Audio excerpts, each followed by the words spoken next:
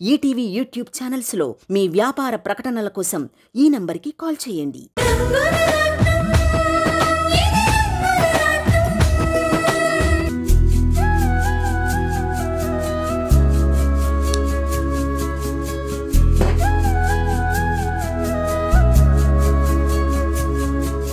Happy birthday to you.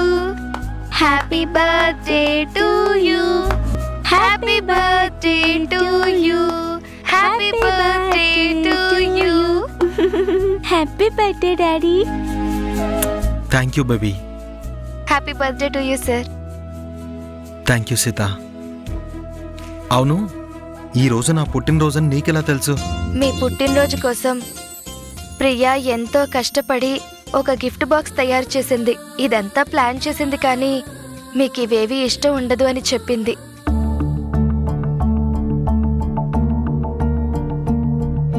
నా ఉమాదేవి బ్రతికున్నప్పుడు నా బర్త్డేని ఎంతో గ్రాండ్గా సెలబ్రేట్ చేసేది. నా పుట్టినరోజు అంటే ఆ రోజు తనకి పండగలా ఉండేది. తన హడావిడి చూసి నేను కూడా ఆశ్చర్యపోయేవాణ్ణి. తను నన్ను వదిలి వెళ్ళిపోయింది. దాంతో నా జీవితంలో ఆనందం కూడా వెళ్ళిపోయింది. తను లేకుండా ఇంకెప్పుడూ పుట్టినరోజు చేసుకోకూడదు అనుకున్నాను. ఇదిగో, మళ్ళీ ఇన్నాళ్ల తర్వాత ఈరోజు నువ్వు ప్రియా నా పుట్టినరోజు చేస్తున్నారు. చూడండి సార్, ప్రియాకి మీరే ప్రపంచం. మీ ఆనందమే తన ఆనందం. మీరు హ్యాపీగా ఉంటే తను కూడా సంతోషంగా ఉంటుంది. మీ బర్త్డే అని ఇంత చిన్న వయసులోనే తను ఎంతో ఎక్సైట్మెంట్ ఫీల్ అయింది. మీకోసం ఒక గిఫ్ట్ కూడా తయారు చేసింది. డెకరేషన్ అంతా చేస్తానంది. ఇదంతా ఎవరి కోసం? మీ సంతోషం కోసమే కదా. మీరు హ్యాపీగా ఉంటే ఈ చిట్టి తల్లి కూడా ఆనందంగా ఉంటుంది. ఒక్కసారి ఆలోచించండి. ఈ విషయంలో నేనేమైనా తప్పుగా మాట్లాడి ఉంటే నన్ను క్షమించండి. లేదు సీత, నువ్వు మంచిగానే చెప్పావు. నా కూతురు గురించి ఆలోచించావు. నేను హ్యాపీగా ఉండాలనే చూస్తున్నావు. ఇదంతా నువ్వు మంచి ఉద్దేశంతోనే చేస్తున్నావని నాకు అర్థమైంది. ఇన్నాళ్ళు నా బాధలో నేనున్నానే గాని నేను ఇలా ప్రవర్తించడం వల్ల ప్రియాని కూడా బాధపెడుతున్నానని తెలుసుకోలేకపోయాను. నిజానికి సారీ నేను చెప్పాలి. నా కూతురి మనసు ఏంటో నాకన్నా నువ్వే ఎక్కువగా తెలుసుకున్నావు. అందుకని నేనే నీకు థ్యాంక్స్ చెప్తున్నాను. అయితే డాడీ, మీకోసం కేక్ తీసుకొచ్చాను. ఇప్పుడు ఈ కేక్ కట్ చేస్తారుగా? అలాగేనమ్మా. నువ్వు సీత డిసైడ్ అయ్యాక ఇంకా కాదనేది ఏముంది? పద. రా daddy.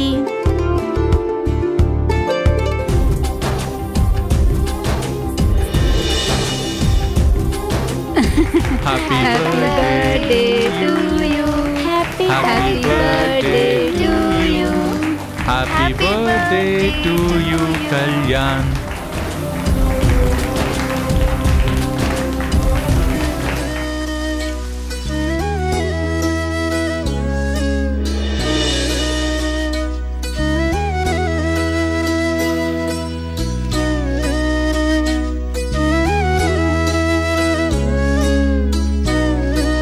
Happy birthday to you, bro. Thank you, bro.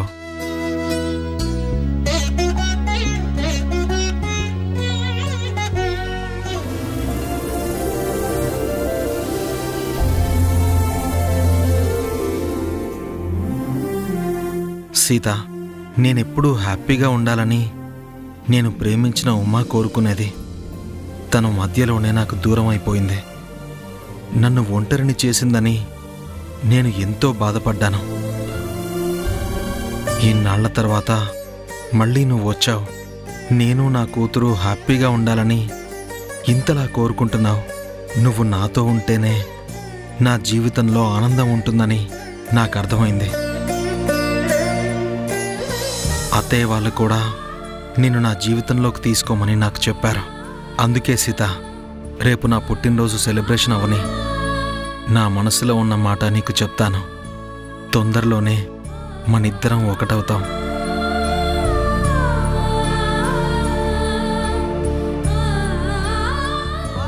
వీలైనంత తొందరగా నా మనసులో మాట కళ్యాణ్తో చెప్పేస్తాను. నేను ప్రేమిస్తున్న వర్ష నువ్వే అని మనిద్దరినీ కలపమని కళ్యాణ్ అడుగుతాను. వీలైనంత తొందరగా మనం ఒకటవుతాం.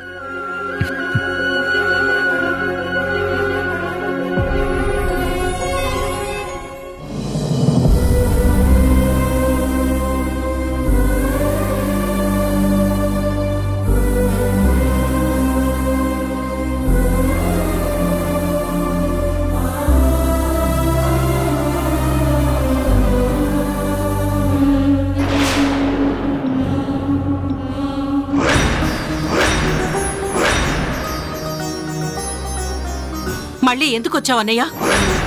నా భర్త ప్రాణాలు తీయడానికా?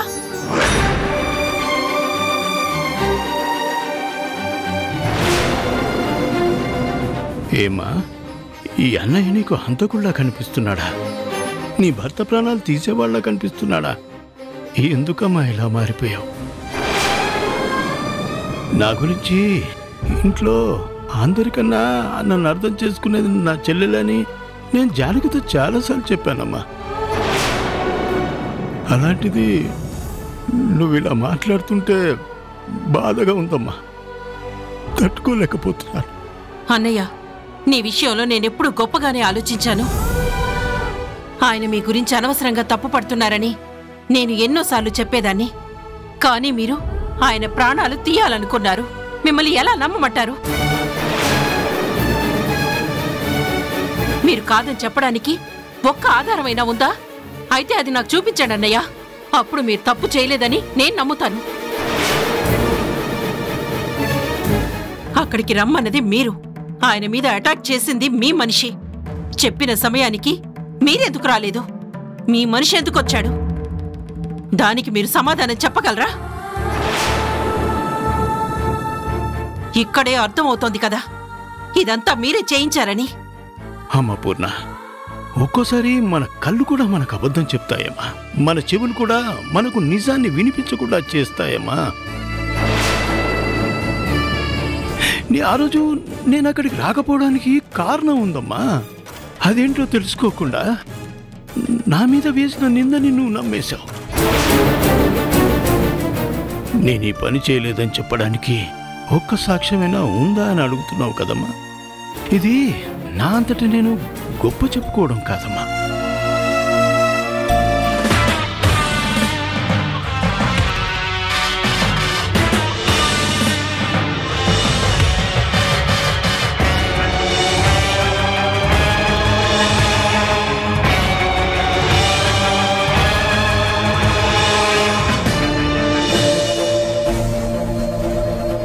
ఇవన్నీ నేను గొప్పగా చెప్పుకోకూడదమ్మా.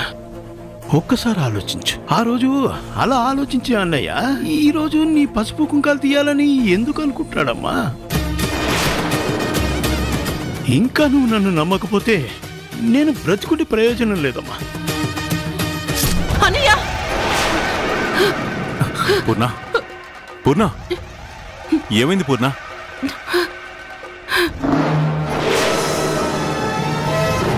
పూర్ణ, వాటర్ తాగు.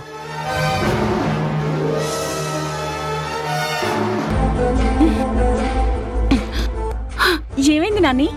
పూర్ణ, ఎందుకంత గట్టిగా అరిచావు? ఏం లేదండి, అన్నే విషయంలో మనం ఏమైనా తప్పుగా ఆలోచిస్తున్నావేమోనని ఇప్పుడు నాకు అనిపిస్తోందండి. చూడు పూర్ణ, నువ్వు మంచిదానివి కాబట్టి ఇంకా వాడి గురించి మంచిగానే ఆలోచిస్తున్నావు. నాకు శత్రువులు ఎవరున్నారు? నా ప్రాణం తీయవలసిన అవసరం ఎవరికుంది? వర్ష విషయంలో మాటలన్నానని వాడు నా మీద కోపాన్ని పెంచుకున్నాడు. నన్ను చంపాల్సిన ఉద్దేశం వాడొక్కడికే ఉంటుంది పూర్ణ. వాడి మనిషి చెప్పాడు కదా ఈ పనంతా వాడే చేయించాడని. ఇంకా ఆలోచించడం కరెక్ట్ కాదు పూర్ణ.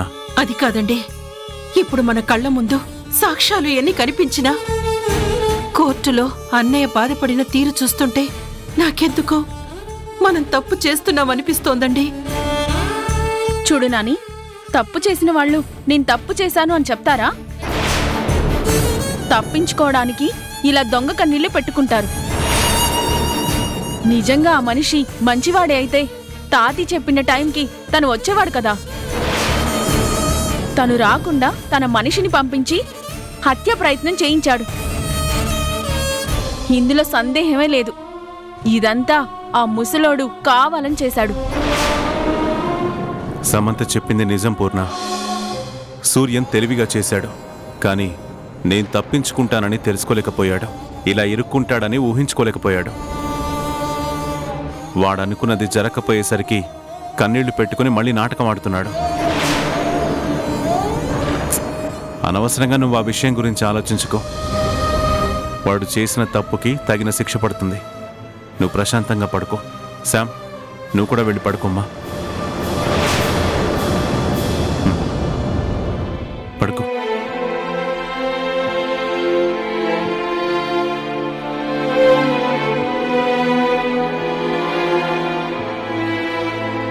మీరెంత చెప్తున్నా సూర్యం అన్నయ్య విషయంలో నిజంగా ఏదైనా తప్పు జరుగుతుందేమో, అది మన వల్లే అయ్యిందేమోనని నాకు అనిపిస్తోందండి.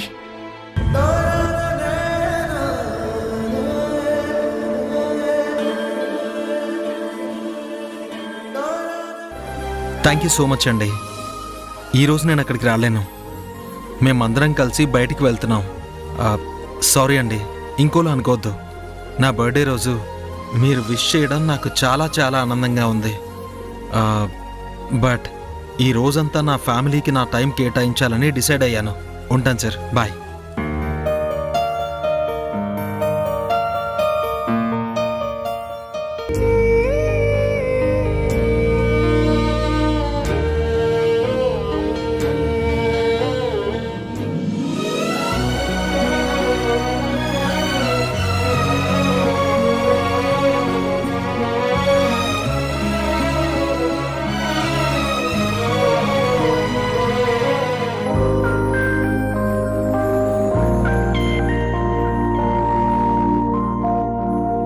సీత, ఇది నేను ఎంతో ఇష్టపడి కొన్న చీర.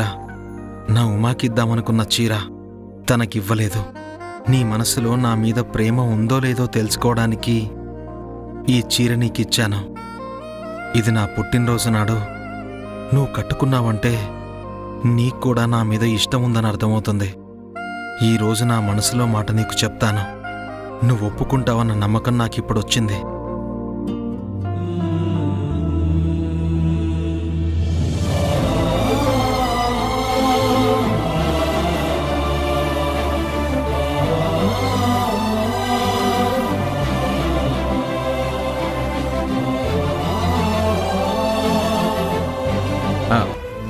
సీత, ఈ చీరలో నువ్వు చాలా బాగున్నావు తెలుసా? ఇది మీరిచ్చిన చీరే కదా సార్. మీ మనసు ఎంత మంచిగా ఉంటుందో ఈ చీర కూడా అంతే బాగుంది. అందుకే నాకు ఇంత బాగా నచ్చింది. అవునమ్మా, ఈ చీరలో నువ్వు ఎంత బాగున్నావో తెలుసా? అవును సీత, నిన్ను ఈ చీరలో చూస్తుంటే నిజంగా మహాలక్ష్మిలాగే ఉన్నావు. ఇది చీర అందం కాదు. ఈ చీర కట్టుకుంటే నీ వల్ల ఈ చీరకే అందం వచ్చింది. నిన్ను చూస్తుంటే నా దిష్టే తగిలేలాగుంది. అంత బాగున్నావు తెలుసా? బాబుగారు ఇలాంటి చీరలు కట్టుకుంటున్నప్పుడు అమ్మగారు కూడా ఇలాగే మహాలక్ష్మిలాగా ఉండేవాళ్లు కదా. నువ్వు చెప్పింది నిజమే తులసమ్మ. సీత కూడా తొందరలోనే ఈ ఇంటికి ఇల్లాలవుతుంది. ఈ ఇంటి మహాలక్ష్మి అవుతుంది. సరే, అందరం పిక్నిక్ వెళ్ళాలనుకున్నాం కదా, బయలుదేరదామా? నేనెప్పుడూ రెడీ, కానీ అమ్మే రెడీ అవ్వడానికి ఇంత టైం తీసుకుంది. వెళ్దాం పదండి. వంశీ ఏడు ప్రియా, వెళ్ళి వంశీ అంకుల్ని రమ్మని చెప్పు, బయలుదేరదాం. వంశీ బయటికి వెళ్ళినట్టున్నారు సార్, ఇంకా రాలేదు. అవును బాబు, ఏదో పనుందని వెళ్లారు. వస్తానన్నారు, ఇంకా రాలేదు. అవునా?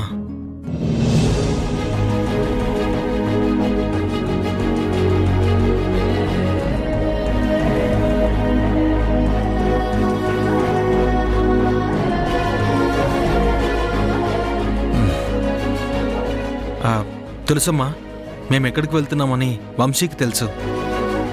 టైం అయిందని మేము బయలుదేరి వెళ్ళామని తనతో చెప్పు. తనొస్తే అక్కడికి వచ్చేయమని చెప్పు. ఏదైనా డౌట్ ఉంటే నాకు ఒకసారి ఫోన్ చేయమని చెప్పు. అలాగే బాబుగారు, మీరు వెళ్ళిరండి. సీత, బయలుదేరదామా? అమ్మ ప్రియా, పదండి.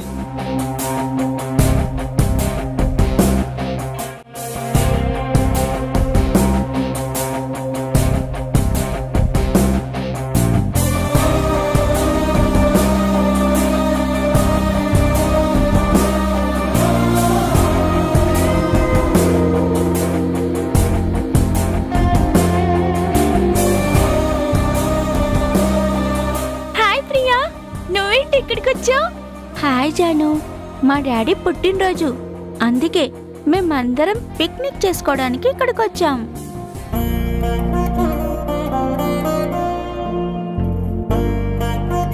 Happy birthday to you uncle.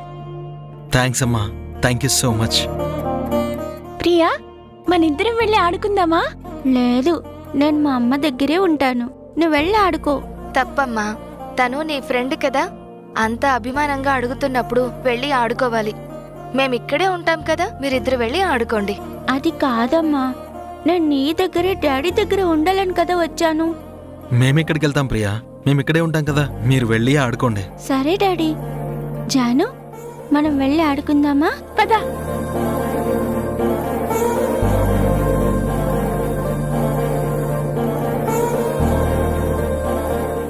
ఇదే సరైన సమయం. నా మనసులో మాట సీతకి చెప్పేయాలి. సీత, నీతో ఒక విషయం మాట్లాడాలి. చెప్పండి సార్. చూడు సీత, ఇప్పుడు నేను చెప్పబోయే విషయం నువ్వెలా తీసుకుంటావో నాకు తెలీదు, కానీ నువ్వు పాజిటివ్గా తీసుకుంటావని మాత్రం నేను ఆశిస్తున్నాను. ఎందుకంటే కల్మషం లేని నీ అభిమానం, నిస్వార్థమైన నీ చిరునవ్వు, అందరి మీద నువ్వు చూపించే ప్రేమ, ఇవన్నీ నాకెంతో బాగా నచ్చాయి. అందుకే నా మనసులో ఉన్న మాటని ఎప్పటినుంచో చెప్పాలని ఎప్పటికప్పుడు ప్రయత్నిస్తూనే ఉన్నాను.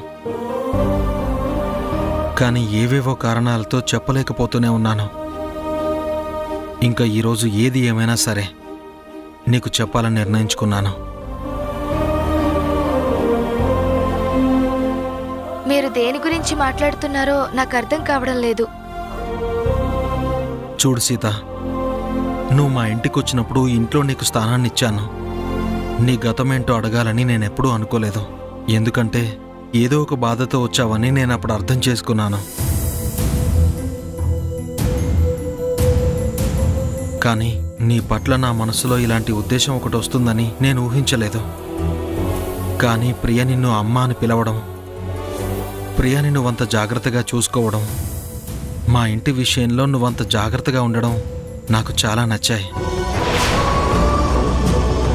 ఆఖరికి మా మామయ్య ప్రాణాలు కాపాడే విషయంలో కూడా నువ్వు చేసిన త్యాగం, ఇవన్నీ చూస్తుంటే నువ్వే నా భార్య కావాలని, నా జీవితంలోకి రావాలని నాతో పాటు నా వాళ్ళందరూ కోరుకుంటున్నారు.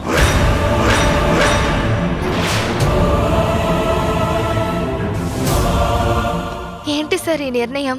నేను మీ విషయంలో ఎప్పుడైనా తప్పుగా ప్రవర్తించానా? మరోలా బిహేవ్ చేశానా? నా మీద మీకెందుకు ఇలాంటి అభిప్రాయం కలిగింది? సీత, నువ్వు ఏ తప్పు చేయలేదు, ఎప్పుడూ మిస్బిహేవ్ కూడా చేయలేదు. నీ మంచితనమే నీ మీద నాకు ప్రేమ కలిగేలా చేసింది. నువ్వు ప్రియ విషయంలో చూపిస్తున్న ప్రేమ నువ్వు నా జీవితంలో ఉంటే బాగుంటుంది అనిపించేలా చేసింది. సీత, నీ మాట తీరు, పద్ధతి ఇవన్నీ అందరికీ నచ్చాయి. ఆఖరికి నిన్ను అపార్థం చేసుకున్న అత్తయ్య మామయ్య కూడా నా దగ్గరికి వచ్చి నిన్ను పెళ్లి చేసుకోమని చెప్పారు. తన కూతురి స్థానాన్ని నీకివ్వమని చెప్పారు. వాళ్ళ మనసు కూడా అలా మారిందంటే నువ్వెంత గొప్పదానివో చెప్పడానికి ఇంతకన్నా ఇంకేముంటుంది? నువ్వొక మాటిచ్చావు, ప్రియాని వదిలి ఎక్కడికి వెళ్ళిపోనని, మా ఇంట్లోనే ఉండిపోతానని చెప్పావు. నువ్వు అతిథిలా ఉండకూడదు, ఇంట్లో ఒక మనిషిలా ఉండాలి, అది నా మనిషిలా ఉండాలి. నా భార్యగా, ప్రియాకి తల్లిగా ఎప్పటికీ నువ్వు మాతోనే ఉండాలి. నేను నిన్ను ఎంతగానో ఆరాధిస్తున్నాను, అభిమానిస్తున్నాను. అది అన్నింటికీ మించి ప్రేమిస్తున్నాను. ఈ మాట నీకు చెప్పాలని ముందుగా ఆ రోజు నీకు ఆ చీరిచ్చాను. నా అదృష్టమో నా మీద నీకున్న ఇష్టమో నాకు తెలీదు, కానీ నా పుట్టినరోజు నాడు నాకెంతో ఇష్టమైన ఈ చీరని కట్టుకున్నావు. అప్పుడే అనుకున్నాను నా మనసులో మాట నీకు చెప్పాలని. అది కాదు సార్. చూడు సీత, ఇది నా అభిప్రాయం. నా మనసులో ఉన్న ప్రేమ నీకు చెప్పానంతే. నువ్వు దీన్ని తప్పుగా మాత్రం అర్థం చేసుకోకు. నీ మనసులో నా గురించి ఏమనుకుంటున్నావో నిరభ్యంతరంగా చెప్పు. అది కూడా ఇప్పుడే వద్దు, బాగా ఆలోచించు. నీ సమాధానం ఏదైనా సరే స్వీకరించడానికి నేను సిద్ధంగా ఉంటాను. నీకిష్టమైతే ఇంకెలాంటి ఆలోచన పెట్టుకోకు. నిరభ్యంతరంగా నీ మనసులో ఉన్న మాట నాకు చెప్పు. బాగా ఆలోచించుకుని నువ్వే నాతో చెప్పు. సీత, నీ నిర్ణయం ఏదైనా సరే మనం మాత్రం ఎప్పట్లాగే ఉంటాం, అది గుర్తుపెట్టుకో.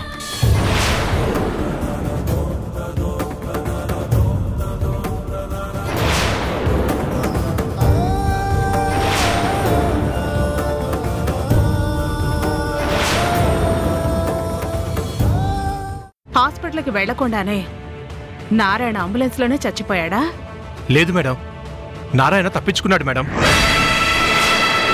అంత పవర్ఫుల్ విషయం తిన్నవాడు ఎలా తప్పించుకుంటాడు?